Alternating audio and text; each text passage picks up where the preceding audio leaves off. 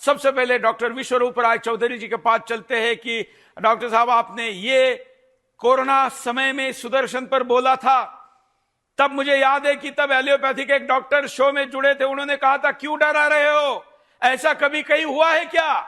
तो आपने कहा था ऐसा होगा।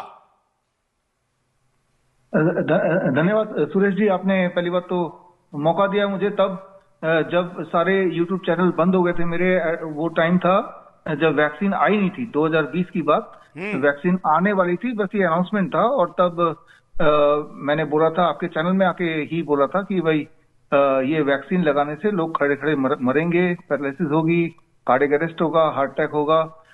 ये उस वक्त कोई प्रिडिक्शन नहीं था। उस वक्त बेस्ड ऑन द साइंस ये कोविड वैक्सीन के इंग्रेडिएंट जिस तरह से वो बन रहे थे, उस प्रोसेस को समझने के बाद ये कंक्लूजन निकला कि ये तो वैक्सीन नहीं है, वैक्सीन के नाम पे एक जहर दिया जा रहा है, we can call it a slow poison. और बाद में अब ये साबित हो गया, टीटीएस थ्रोम्बोसिस साइटोपिनिया, जो कि अब यूनिवर्सली साबित हो गया, ये एक्सेप्ट हो गया है कि इसी की वजह से हार्ट अटैक या कार्डियक अरेस्ट ये सब हो रहा है।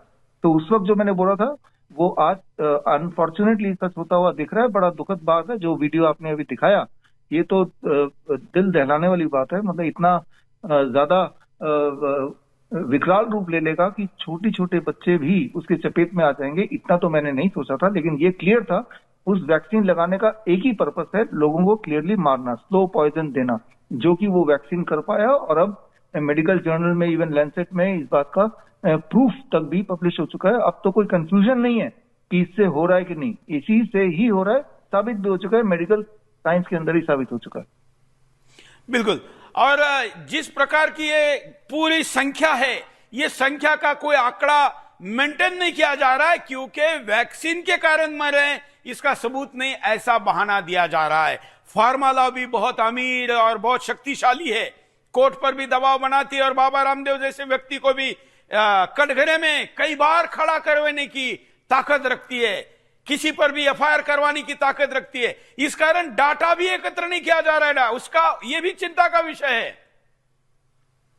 डेफिनेटली यस, वो जानबूझ के नहीं किया जा रहा है ताकि कोई सबूत ना रहे।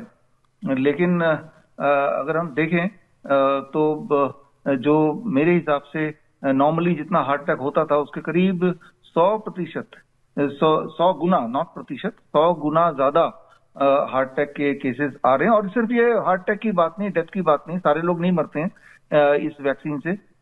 इनफर्टिलिटी है, कैंसर का रफ्तार कई गुना बढ़ गया है, इम्पोटेंसी कई गुना बढ़ गई है, डायबिटीज का, chronic kidney failure, sudden kidney failure, acute kidney failure, ये कई गुना बढ़ गया सडनली। मतलब कल तक जो हेल्दी था अचानक ही देखने को मिला। तो ये सारी चीजें तो है ही हैं। बिसाइड जो मर गया वो तो बच गया एक तरह से, कि वो चला गया दुनिया से, लेकिन जो है और इसकी वजह से वो बीमार है और बीमारी झेल रहा है, तो वो उसकी तादाद कई गुना है, कई ज्यादा उसकी तादाद है, जो कि लोग फील भी करते हैं, एक्सपीरियंस करते हैं। तो ये भी आज का सच है। और इसमें आप जैसे लोग सुदर्शन न्यूज आवाज उठाएगा तो आई एम श्योर कि जो डेटा मेंटेन वाली बात है वो आने वाले दिनों में उसकी भी शुरुआत होगी ही होगी। एक मुहिम जरूर चलेगा। एटलीस्ट एक सबक मिल गया सबको कि आगे से इस तरह के षड्यंत्र को हमें भांपना है और उसके लिए पूरी तरह तैयार होना है, लड़ना है उसके लिए। सुदर्शन छोड़ के तो खैर कोई भी इस विषय पर शो ही नहीं करा है। आप जानते हैं कि फार्मा लॉबी के दबाव में कोई इस पर बोलने को तैयार नहीं है। देखिए, भारत की बात तो छोड़ ही दीजिए, जहां तक मैं जानता हूं पूरे दुनिया में जितना भी मेन स्ट्रीम चैनल बोले, जैसे आपका है, मैंने नहीं देखा किसी मेन स्ट्रीम चैनल ने इस मुद्दे को उठाया, ना तो तब उठाया ना अब उठा रहे हैं। मुंह दबे मुंह से तो कोई बोल रहा है, लेकिन इतने ओपनली जिस तरह से आपने आज का कार्यक्रम भी रखा, ये पूरे दुनिया में, चाहे वो CNN हो, चाहे वो BBC हो, किसी ने ना तो तब उठाने की हिम्मत की, ना ही अब उठा रहे हैं। जबकि अब तो मेडिकल जर्नल में साबित हो गया, उसके बावजूद भी, कोर्ट में साबित हो गया, उसके बावजूद भी वो लोग दबे हुए हैं। आप सही बोल रहे हैं, they are being funded by the pharma company, तो वो इसीलिए वो दबे हुए हैं। बड़ी से बड़ी बीमारी का आसान से आसान इलाज घर बैठे ही हो सकता है। अधिक जानकारी के लिए कांटेक्ट करें nearest Dr. BRC clinic @ home।